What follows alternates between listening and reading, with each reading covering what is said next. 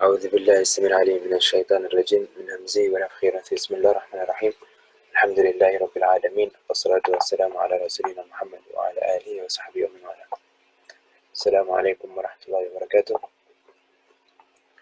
So today we're going to be starting off the next step, inshallah, and today we're just going to go into an introduction of it, and I want you guys to start thinking about what are some things that we're going to be talking about next time, inshallah. And I have the way I've set it up today is that I have some discussion with you guys, but also I start off by an analysis of some things, inshallah. You'll see when we get there.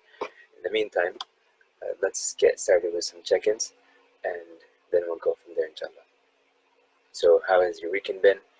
Um, how has your journey of transformation been so far? What are things that are working out for you? What are you looking forward to in terms of your journey and your, the transformation? And what are some things that, or what are some ways in which you've noticed that there has been a positive impact compared to before? So as in you're able to make a better impact in other people's lives compared to before because of some strategies or some transformations or some understandings and realizations that you might have had. And on that note, are there any tips that people can benefit with?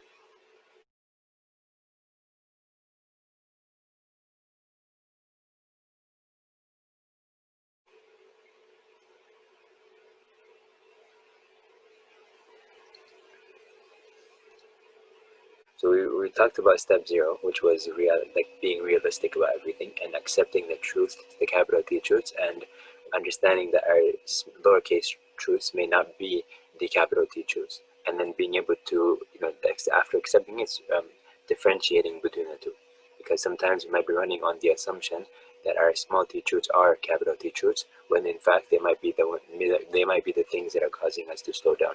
They might be the things that are impeding our efforts to whatever it is that we are trying to do. So we want to make sure that we're always aligning ourselves accordingly, and this is the constant assessment that you're going to be doing. And speaking of, what you also have to do is to make sure that you have an end vision, because if you don't have an end vision, you have nothing to align yourselves relative to, right? So for example, in society, if there is no standard moral system, right, there's no standard that, by standard I mean a single standard, right? Not like 1,500 different ones and stuff, right? A single standard that to which people refer back when it comes to um, moral values and ethics and so on. And if they don't have that, then it's going to be arbitrary, essentially, right? Because essentially anybody that wants to do whatever they want to do, whatever standard that they're using, they're going to be justifying it according to that. But if there are different standards that are being used by different people, there's definitely going to be a conflict. And when it comes to an application of this concept, the general concept, we can apply this in the context of gods, for example, or goddesses or whatever. The fact that there are different ones and they are not singularly attached to one particular concept or one particular system by which they're running and governing and so on, then what happens is they fall apart, right? Likewise, in governments, it's the same thing. So having multiple gods has this conflict because, as you know, in mythology, whether it's Greek, Roman mythology, or in the cultures, the Asian cultures, for example, or in the Native American cultures, there are certain conflicts and stuff. From our theological perspective, when it comes to Islam, having a single standard, a single God, a single entity that is governing and telling us what to do and so on, it eliminates any kind of conflict that might arise otherwise and stuff, right? So having single standards, for example, is very useful. So when it comes to end visions, we want to make sure that at the end of the day, that our visions are very detailed and very specific and clear. Just like many people, when it comes to businesses, they have a business plan. When they come to, for example, coaching, they have a coaching plan. When it comes to, for example, countries, they have a constitution, for example, right? They have laws and stuff, right? So they can govern people by that, and relative to that, they can govern societies by that, relative to that standard, that fixed thing and stuff, right? So the idea that the constitution is the law of the land, the idea is that it's supposed to be the thing that people unite behind and stuff, right? If there was a different system for each person and stuff, then you wouldn't be able to account people for anything, because they would say, well, my standards say that I'm okay and I can do whatever I want and stuff, right? Another person might say, well, yours, my standard, I don't, in my standard, everyone doesn't get to do whatever they want to do. They get to be, they have to discuss and like figure out what's beneficial and what's not beneficial and stuff, right? So having a single standard is a very, very important thing over here. So having an end vision, a clear end vision, right? What we want at the end of the day, and being aligned to it, or aligned with it, it makes it a lot easier for us to actually get there. But if we're all different directions, everyone's going different ways and stuff, right? Then we might present ourselves as unified and so on, but we're not actually going to be unified. In this case, the unified, in the context of visions, would be unified, meaning going towards a particular end goal, a particular meaning specific one, as opposed to a different one, right? So likewise, when it comes to Islam, there's a single standard by which we govern ourselves, and Muslims are united by adhering to that standard. When we add in our own perspectives, or like, what we want to put, whatever we want to do and stuff, or whatever we think that we want to do, then number one, we are not submitting to Allah subhanahu wa ta'ala, because submission means that you do whatever it is you're told, and that's that, right? And if you don't want to submit, that's your choice, that's you. But then, again, your small t truths are not aligning with the reality. So whether you accept it or not, the reality is going to be reality, right? And so just we have to remember that being Muslims, for example, also means that we have to constantly evaluate ourselves relative to that standard, that single standard that's out there. And Allah subhanahu wa ta'ala mentions this in the Quran, in many places. Whenever he talks about the guidance, he refers to it as in the singular, right? He mentions that there's only one path. But then whenever he refers to misguidance or anything, he refers to it as, like, for example, one of the words he uses, volumat, darkness, like it's a plural, and it implies, that there's multiple different pathways that you could take that are not going to get you to your end goal. So as-sirat al-mustaqim, is the single straight path, right? It's the straight path. It's not one of like 5 different paths that you could take and stuff and get to where you want to get to, right? So understanding that is very important, that the closer I am to that standard, the more I'm going to hit the target that I'm intending to hit. But if I'm not, if I don't have that end target in mind, number one, or if I don't have the alignment with that target, with the process towards it, then we're not going to actually get to where we're thinking that we're going to get to.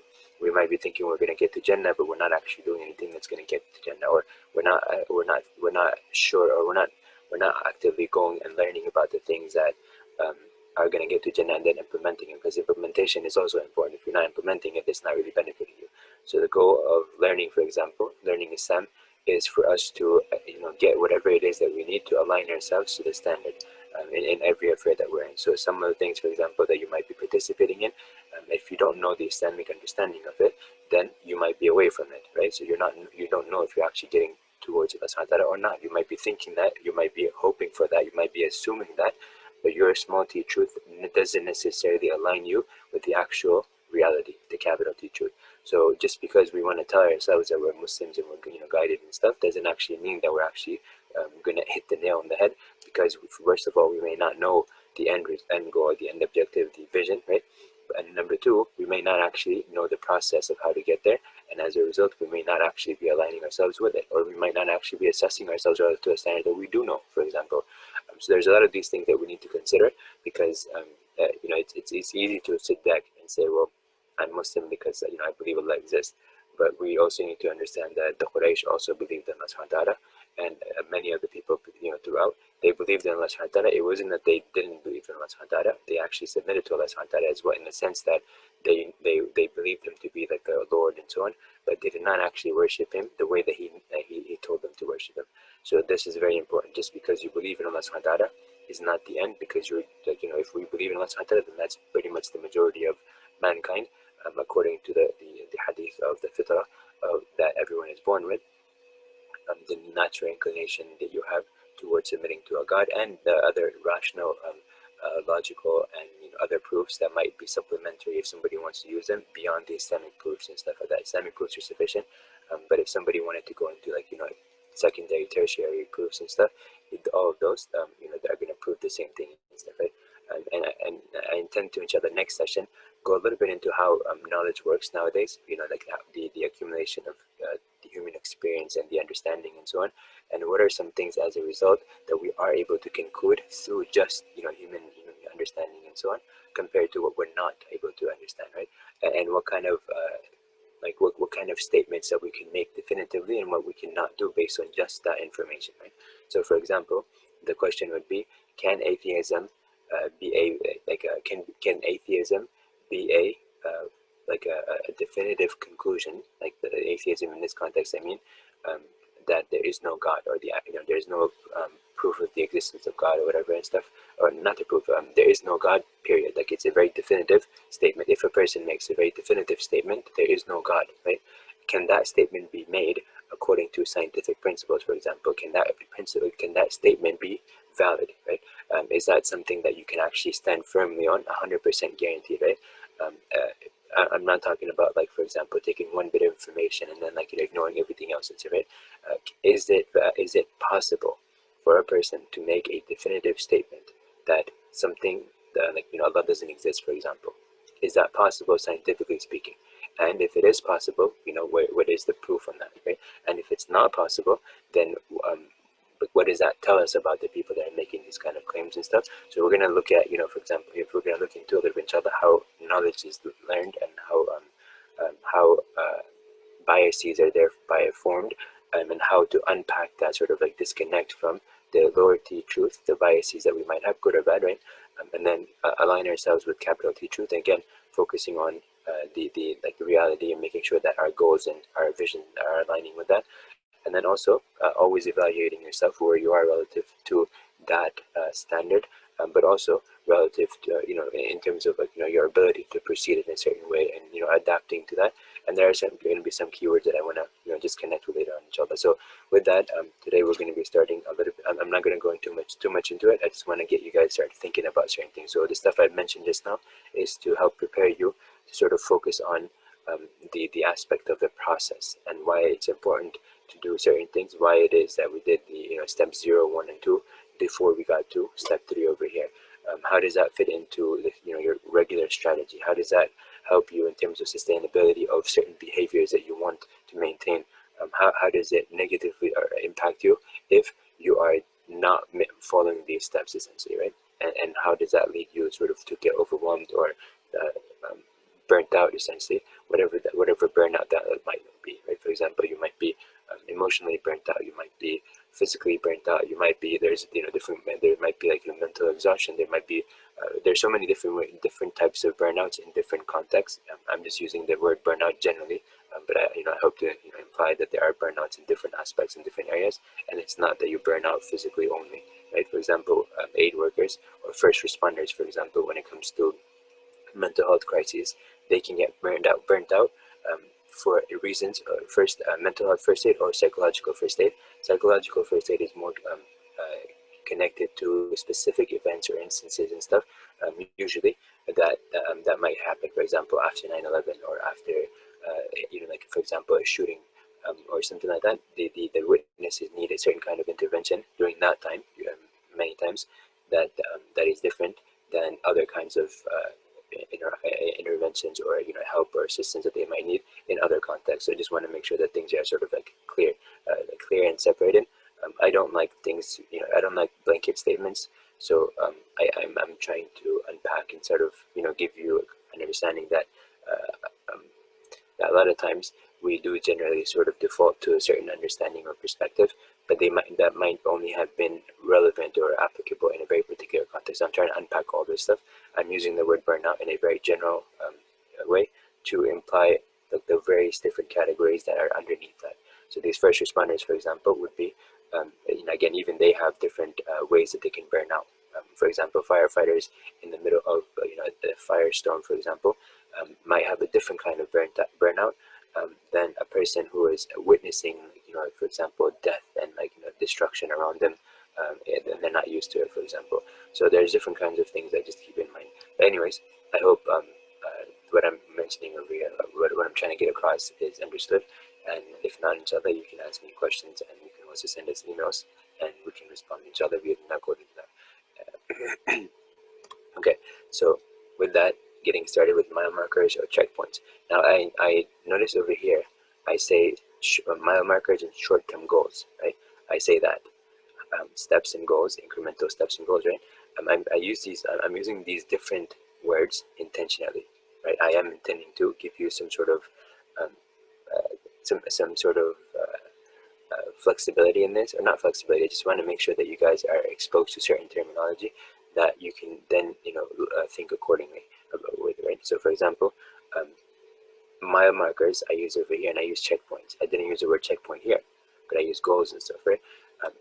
I want you to start thinking about, start to frame with these data points that I'm giving you. The word checkpoint is, let's say, a data point. Mile markers is another data point, and short-term goals or steps, that's another two.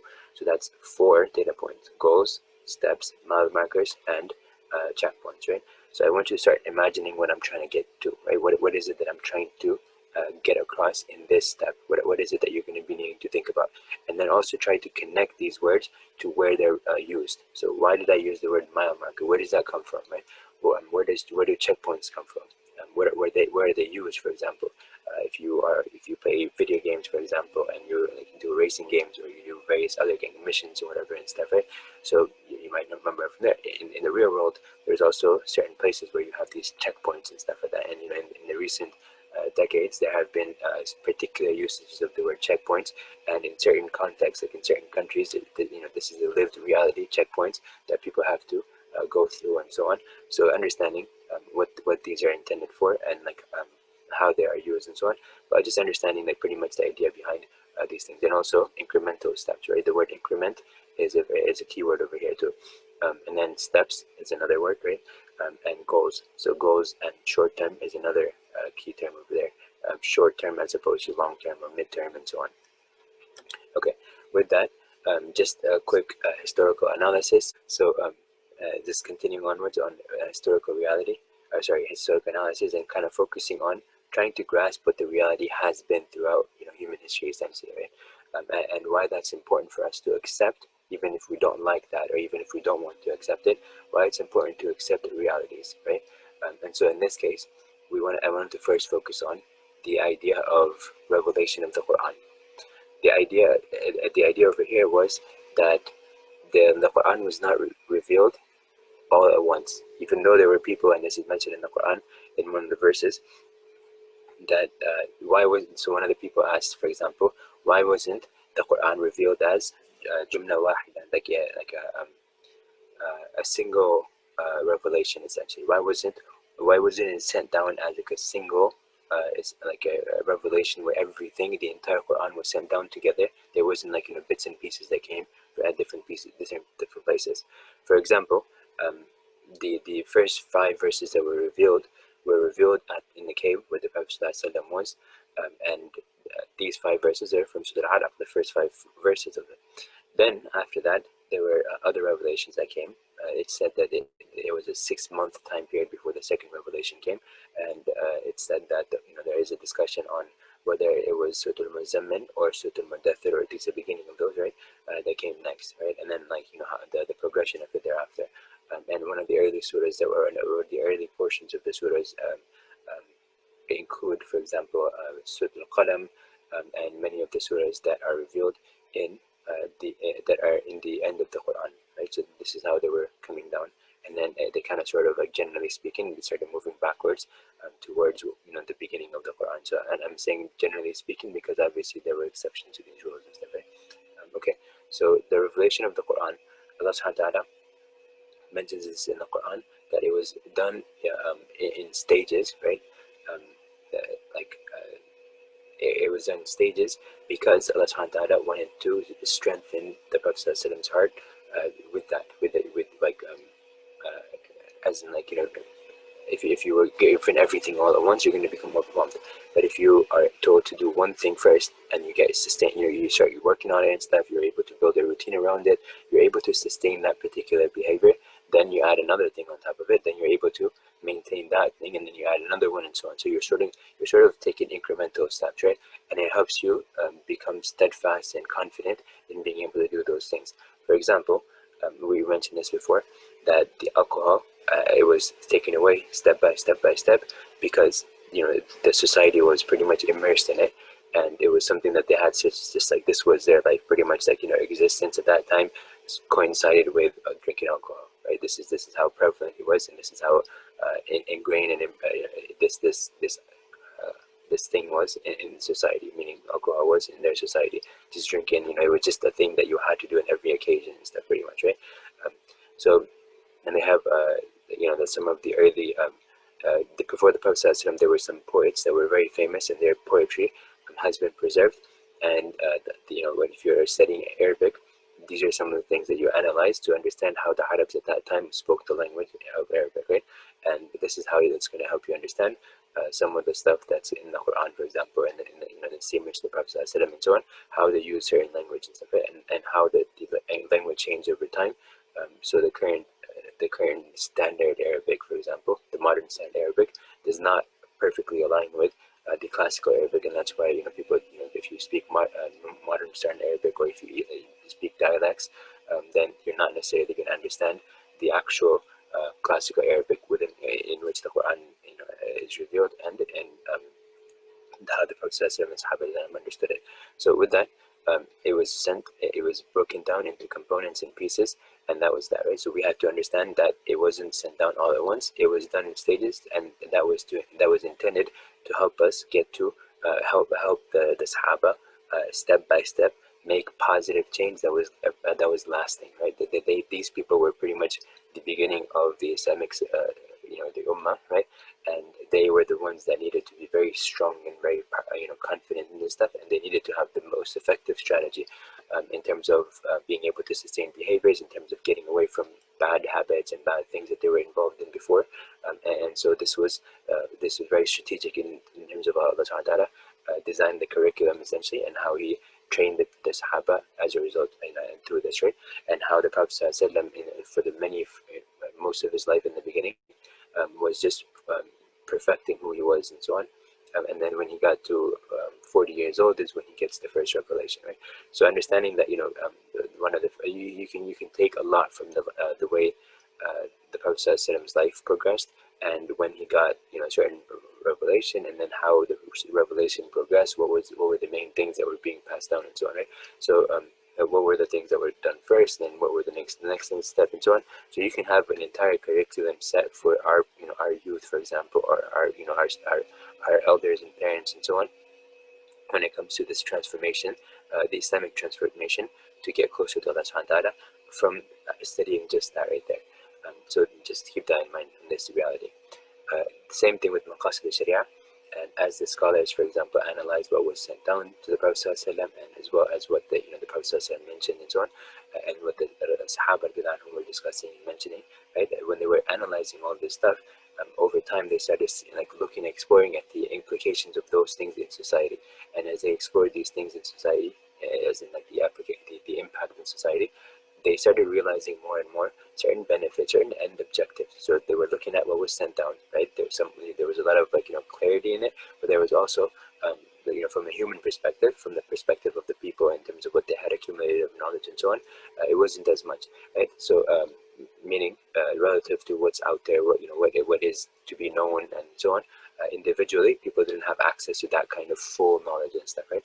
The amount of knowledge that people had, there was a study where they figured that the amount of knowledge that a person has access to nowadays, an individual person, for example, is more than oh no, it was something about the New York Times. I think it was like the New York Times. The amount of information that's contained in, I think, a week's worth of New York Times, right? Or like the paper, the newspaper, right? Um, uh, the amount of information that's there in a week's worth of newspapers, right, is more than people had access to in their entire life, just a few decades or years back, or like centuries back and stuff, right? So I think in the 1800s, the access that they had into like knowledge, their entire life was less than what a person could then get in a newspaper, like later on can get in a newspaper in 1 week, for example, right? So just certain things to kind of keep things in perspective. So anyways, as they were trying to explore these things, the impact of the maqasid of Islam and Sharia in society, they started writing it down and stuff. They started writing their reflections. They started, like, using, for example, the benefits that they saw in the application of certain rules, and when the rules were not applied, they harmed to society, for example, and so on. So these are some things they explored, and like thousands of people put a lot of effort and time in this, discussing these. There are many, many books on this topic throughout the centuries of Islamic history, right? And people from various, lands and various backgrounds were writing on this topic, and uh, many people contributed towards this in the early Islamic history, right? And then when you get to sometime between us and the Prophet ﷺ, like in between, about roughly like about halfway in between, you're starting to pretty much like finalize these major objectives that they had come to, the major categories that they had sort of sorted the information in, right? So they started to have like a framework that people can refer back to. So if you want to teach Islam, for example, you can present some of these things as like, frameworks that people can start thinking of Islam through, right, with that framework in mind. And that helps you sort of navigating in terms of whatever you need to do moving forward. So it's a very nice framework that people are referring back to nowadays, and there has been this revamping or this like re-excitement about, on this topic of maqasid in the 1800s and onwards, because of certain writings and certain key people that restarted this discussion and stuff like that, right? So it has been something that's been, understood by the scholars, and they use it and stuff. It's a very easy way to understand the basics of Islam, the overall purpose and objectives of Islam in society and in the world in general and stuff, right? And for its impact um, when it comes to the entirety of creation, as opposed to just mankind, or just, mankind and jinn kind and animals, but like for the environment as well, and for like, the sustainability aspects of many different things that we're involved in and so on. This just in general. So that's very useful in that. So that was done again over a long process of time, and so this is where all this information was accumulating and so on. Now another thing is IR. If you look at IR, for example, you might think that, okay, well, like this is a great masjid and stuff, and it might seem like it's all at once, right?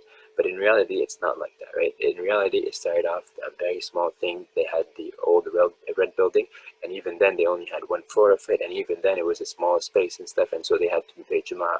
Like they had a few people coming, and they were packed, and they would have to like be standing outside and so on, and that's how it started out. And of course, back then, the Muslims were very, very few in America. I don't mean to say like the African Americans, because the people that were Africans that were taken in as slaves and brought over here and stuff, there were many Muslims over there too. What I mean is like people that had otherwise come on their own, free will and so on. So the numbers, obviously were very few, and as the numbers were growing, people needed to have more resources and things like that. But anyways, so it's, IR starts off sometime in like the sometime in the 80s and stuff, right? And then the same thing with Ibad Rahman Masjid. It was officially chartered, right? Officially, like, that was set up in 1980, and I believe in 1981 is when they got their charter approved or something like that, and they could go from there. So many of the people many people might not know. They might see Ibad Rahman Masjid, especially the faithful location, right? Because that's where it started. Um, they might see these people, and they might sort of like sit next to them or whatever. They might pray next to them and stuff, and they might not realize how instrumental these people were. So for example, Imam Abdul Nasir is one of those people that was the early pioneers essentially for the Ibad Rahman Masjid, and he's been in the community for a very long time. And obviously he's actually started he's started many initiatives and many things for the imams, for the community and so on. He's been involved in all of those things, right? But when you see Imam Abdul Nasir, he's not going to like tell you his history and stuff, right? You might not understand how, you might not give value and weight to how important an impact he had in the formation of the Islamic Islamic community, the Muslim community in North Carolina, and even beyond that and stuff, right? And likewise, Imam Bainuni, for example, you might not realize how much of an impact he had, but these are people that were, the pioneers of this community. So if you have like 30, 40, 50,000 people in North Carolina community, or just like the Triangle community, the larger Triangle community, then imagine like these people are pretty much sitting there, and like they are the founders, and they, on their efforts is where pretty much everything moved on. One of the board of directors of IER, for example, Dr. Siraj, no, Dr. Wahaj, right? I always confuse his name with Dr. Siraj Wahaj, the African American, the famous speaker and so on. Hafidhullah. So, but anyways, he's one of the board of directors of IER, and so he was also one of the key figures in the discussion of Ibad Rahman and like the initial community that was formed. And there's another person, there's another brother, Brother Nazir. He wrote a book about the first adhan in like the or the adhan in the Bull City, meaning Durham, and he had a book on this, and he was discussing some of the history and so on. So these are some things that if you sort of look into, you'll see like how these people are instrumental in this effort, and you might not know them even though you're standing next to them, even though you've seen them so many times and stuff like these are the, so like I always like to go back and like read their stories and stuff and kind of connect with them and stuff, because it gives you, a lot of understanding of these kind of things and stuff, and how their efforts sort of like step by step incrementally got us to where we are today. And likewise, Dr. Hisham Shursur, for example, and his effort in the beginning, and many of the pioneers behind the foundation and the establishment, the setup and the running of the IAR, and many of the older masajid in the community, like Shaw University Masjid, for example, how it started off, and why it's, I believe it's the oldest, the masjid, if not one of the oldest, right? So anyways, or I believe it's one of the oldest, if not the oldest. Anyways, so that's just, it's something to keep in mind, that it's been about 40 years. 40 years is like, some of us may not be that age yet, or we might be very close to that age or something like that. So imagine like, before we were born and stuff, or like, like when we were very young, this was happening and stuff. This is pretty much the community that was being built, but it took so long, from a perspective of like, from our lifespan, right?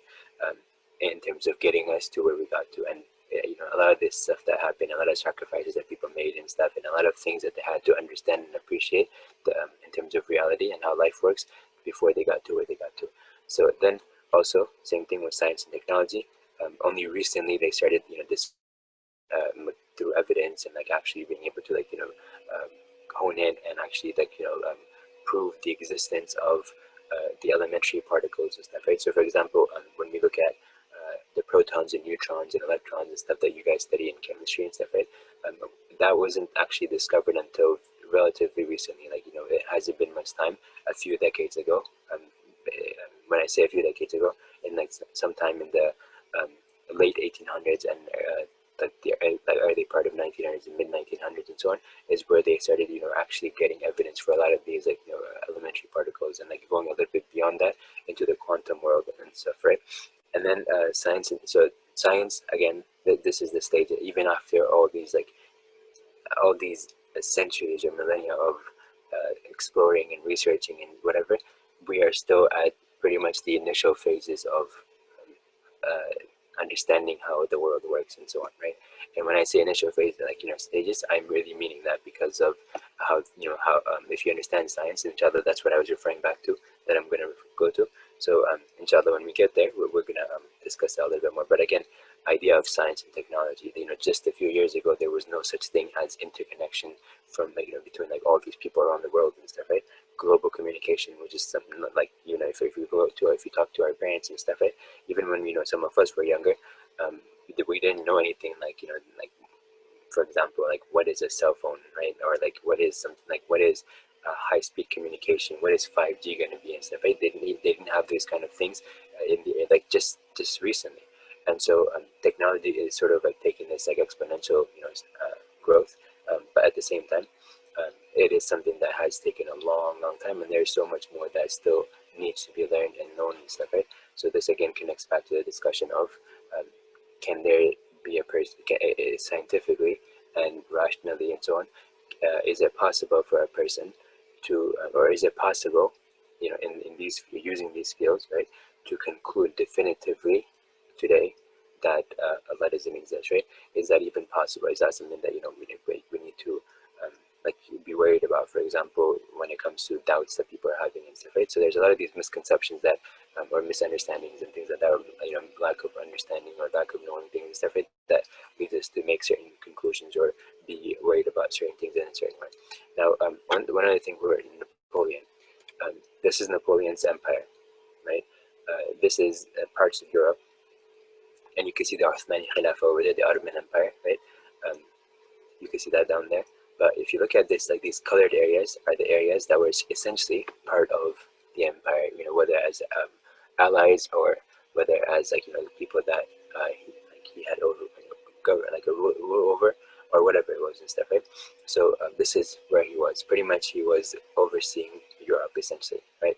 And that's it. So Napoleon, on this note, he had this, but does anybody know, and you don't need to answer, but like, on live here, but does anybody know, or maybe if you want to, you can answer, how long it took Napoleon to get to where he is, or he was at this point, or like when he got to 1812, for example? How long did it take for him to get to this place?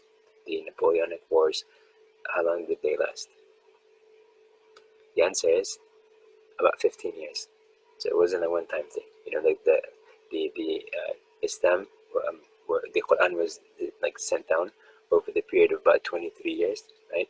So imagine like 15 years. 15 years is a very long time. Like, day in, day out.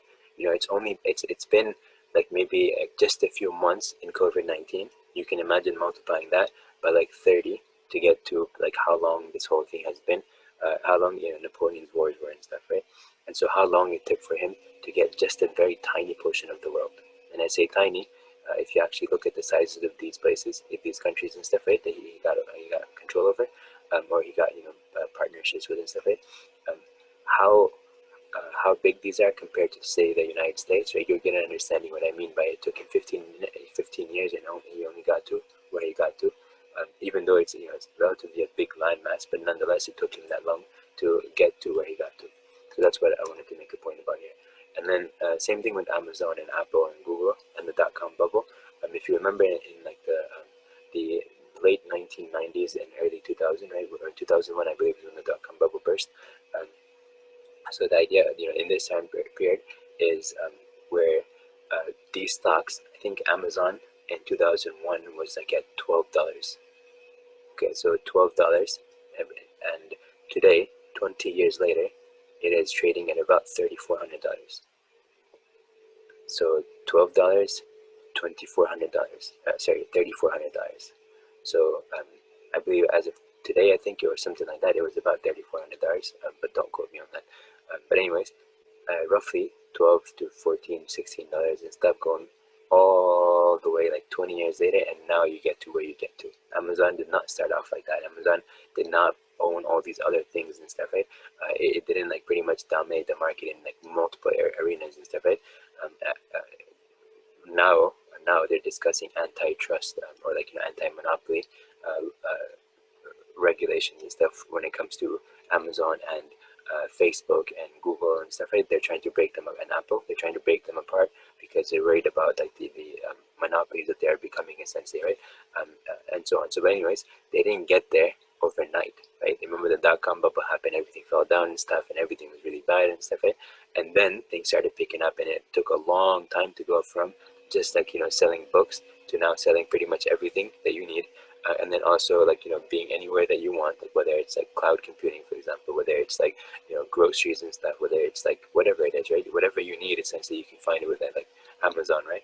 um, that's the idea with Amazon, right? That they just get in so many different places, but it didn't get to that point overnight. So these are very important things to consider. It happened step by step. Focus one thing at a time. They got one thing focused on. They perfected it. They acquired the next thing. They perfected that. Then they added another thing, and they added another thing, and they added another thing, and they kept on strategically expanding over the course of time, but taking very incremental steps. Likewise, Apple and Google. If you look at Google, for example, before it got YouTube, right? It didn't have it, and so YouTube was sort of like becoming whatever it was becoming. Google was becoming whatever it was becoming, and then they sort of had this like pretty much like they combined and stuff, right? Um, and so Google had, it took some time before it got to where it is, right? If you remember, there was actually I was watching this animated thing. It's like the progression of pretty much like the tech companies where they are today over the past like 15 20 20 20 to 25 years. And it talk it goes into like the search engines and stuff, and like famous websites and stuff. It has a ranking like how many visitors they had every year and so on, or every month. And they rank like how they were going. So initially many of the companies that are big today, they weren't actually like that. They weren't even known as like big. And then actually in the beginning, certain companies like Yahoo or like AOL and so on were dominating the market, and then they started being overtaken by some other companies and stuff. But it took a very long time. It's something that you have to, you can see it very quickly and fast forwarded, but in reality the day-to-day lived experience was a very small sustained like, process, right? And this is just something to also remember when it comes to like investing, for example, in stocks, that a lot of times it's not, you're not going to be able to get something like a big hit like on the first day or whatever. It's something that you have to sort of like put money in, just like we mentioned with Amazon. It took, and I'm not saying that Amazon, I don't think it's Sharia compliant at the moment. There are some stocks that are Sharia compliant, and you can look at the criteria for that. But nonetheless, my point is just how it takes that years and like decades, even stuff like in the case of these big companies, to get to where they got to. And so if we want to be successful, it takes some time. Likewise for professional athletes, there was a video by Michael Jordan. It was like a thing that was Michael Jordan was like doing a voiceover. Um, I'll see if I can find it and I can show it next time, inshallah. But Michael Jordan was saying like, maybe it's my fault that, pretty much that you thought it was going to be easy. Maybe it's my fault that he's mentioning like, maybe it's my fault that I made it seem like the game was really easy. Maybe it's my fault that I made it seem like I didn't do any practice and I become, whatever, I became overnight and stuff. Right? Maybe it's my fault that I, whatever. He was mentioning all of these things about like how we assume that that people became who they are, that it's like, just this, people are just talented by birth and stuff, and that's the end of it, right? But he's telling you like how much practice he had to put in every single day since he was a young boy and he was growing up, and how he was consistently like, practicing and working, like doing all of these things to like behind the scenes, right? Even current professional athletes, they work so much that it's like, it's crazy. Like it's just like so much that they have to so much time and effort that it's like, it's something that it's hard to fathom, or like for us, we think that it's just that, it's just they had these talents, they were born with it, and that's it, right? They were done, right? But for example, I believe Olympic athletes, at one point I was reading something where it mentioned they consume about 20,000 calories a day because of the intensity of their workouts and stuff, and like, what they have to go on with it, right? So compare that to 2,000 or 2,500 calories or whatever the standard number that they give is, right? Although it's very different for individually, um, because you have to customize it. So I have certification in health and like as a personal trainer, but also as a nutritionist. So in there they were discussing, and that's why I mentioned this, that there's like, you have to customize it to the client, to the person that you're looking at, whatever it is that you're giving them as a plan. So, but I'm just mentioning the general number that we see on like nutrition labels and stuff, right? So like the 2,000 calorie diet, for example, or 2,500, whatever. So if you look at just that, let's say that an average person is supposed to consume that amount of calories, right? That imagine that 20,000 calories that this person, and the Olympic person, is doing, right? Imagine how many people's worth of food this person is therefore consuming. 2,000 versus 20,000 is about 10 times the amount, right? So you can imagine how much effort that they're putting in on a daily basis to get to where they get to, and you only see this like the last, like, maybe you only see their performance for like 2 minutes and stuff, and that's it, right? That's it, they're done, right?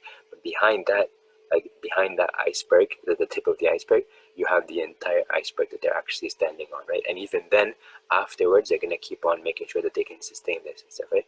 One of the things, for example, in fitness, they have different seasons. Like there's the in season, off season, and so on, post season, things like that, right? And this is where they customize the plan for the person, and when it comes to losing weight, or like when it comes to like strength building, when it comes to, for example, sustainability stuff, when it comes to functional training and so on, they have different things, different places. But the point is that they are constantly working out, even in their off season and stuff. They're constantly trying to keep up with it, stay up to date, stay like pretty much at the top of their level. Because if you don't, there's a saying in the fitness world, um, it's some that if you don't use it, then you're gonna lose it. Essentially, use it or lose it, right? If you don't keep at it every single day, you're working out, like, like, or you're doing whatever it is that you're supposed to do all the time, you're gonna pretty much lose it, right? Likewise, for people who memorize Quran, or the people who memorize Hadith, or the people that have strong memories and stuff, it's not something that they were born with. They had to grow up into it. Like Imam al-Bukhari, for example, in the beginning, and he mentioned this himself, right? He was asked about it, and he was said that in the beginning I couldn't memorize, like I couldn't remember things and things like that, and then eventually I kept on going, and then Allah subhanahu wa ta'ala gave him what he gave him, with like like a very, very powerful memory, right? But it was something that he had to constantly work on, and he was struggling with in the beginning. He was blind in the early part of his life, and then Allah subhanahu wa ta'ala, because of his mom's dua, and was one of those du'as that was accepted, so Allah subhanahu returned his eyesight. And then he was also finding it very difficult, extremely difficult to memorize. So if you guys are feeling that it's very difficult to memorize the Quran or any hadith or whatever it is, whatever you're doing, right? It's very difficult. Understand that Imam Bukhari didn't become Imam Bukhari that we know of, overnight. It took him like many years of hard work and deliberation and practice and routine before he got to where he got to. And even then, he didn't just stop there. He continued to maintain it, right? And he had to keep practicing, going at it and stuff. Likewise, for professional athletes and others and stuff, you have to keep at it and stuff. And if you're in the job market right now, and if you are working, for example, you need to remember that you need to always try to keep your skills. Like you need to keep learning new skills and keeping yourself relevant, because if you don't keep yourself updated and you haven't grown in your skills and so on, then you're gonna fall behind. And if something happens, for example, you're not gonna be able to find a job after that. So a lot of people made that mistake, and so they sort of they figured that they got a job and they were like, okay, well, I'm good to go. I'm gonna work here for the rest of my life and I'm good to go, right? And so when things didn't go the way that they figured, because the capital T truth didn't align with their lowercase t truth, then in that case they became overwhelmed and so on. So keep that in mind. And there's a lot more to be said on this, but I'm not gonna continue, inshallah. We'll continue that another time, inshallah. So with that, there's a cool statistic over here that as of 2018 there was a study, and how much an average person earns in their lifetime.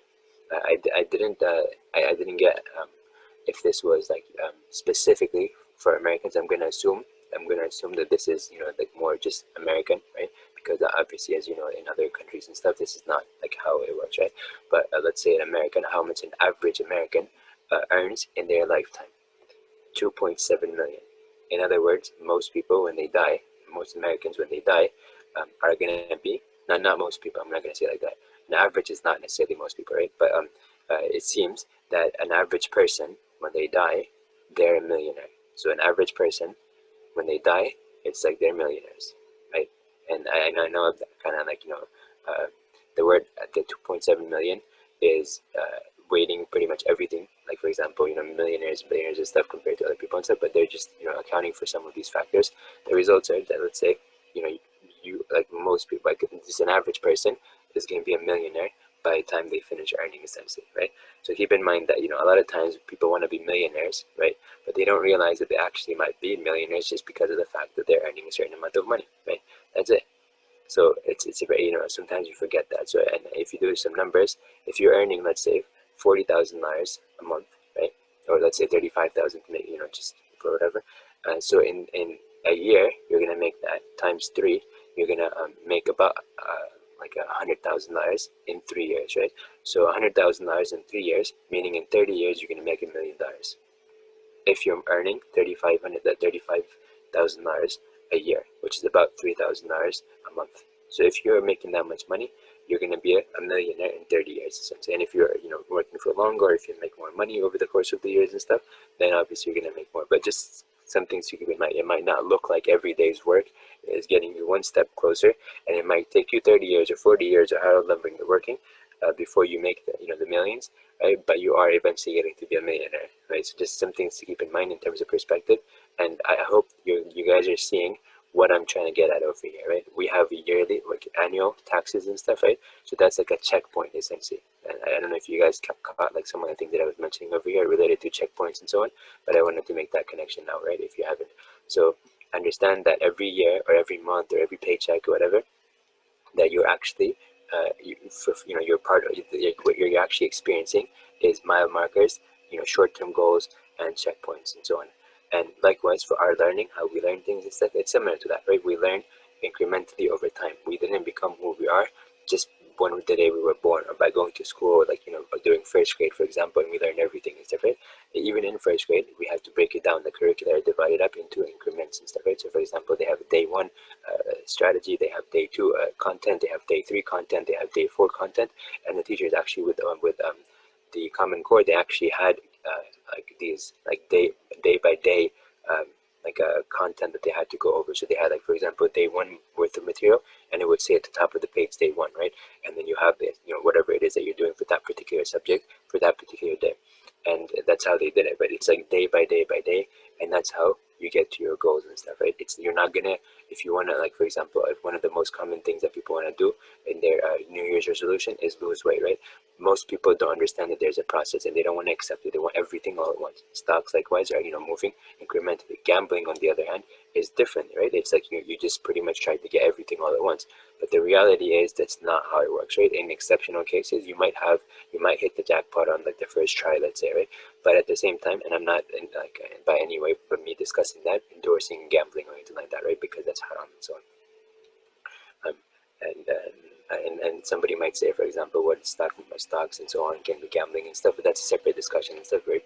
Based on, like, the level of probability involved, or like uncertainty involved and stuff like that.